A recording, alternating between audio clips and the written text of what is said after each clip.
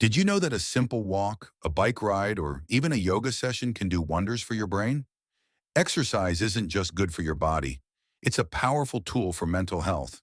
Let's break it down. When you exercise, your brain releases chemicals called endorphins. These are the feel-good hormones that boost your mood and help fight depression. Exercise also increases serotonin and dopamine levels. They are neurotransmitters linked to happiness and reduced anxiety. Over time, this creates a buffer against depression. But that's not all.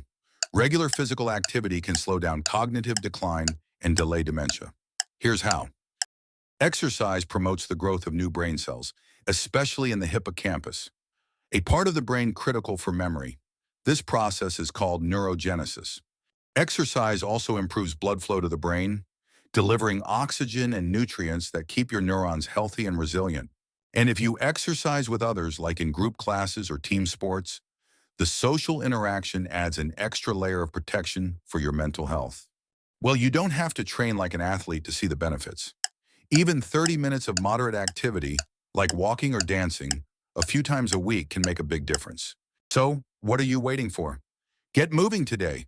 Your brain will thank you. If you enjoyed this video, give it a thumbs up and subscribe for more science-backed tips on health and physiology. Also, if you have any question about exercise and mental health, drop it in the comments below.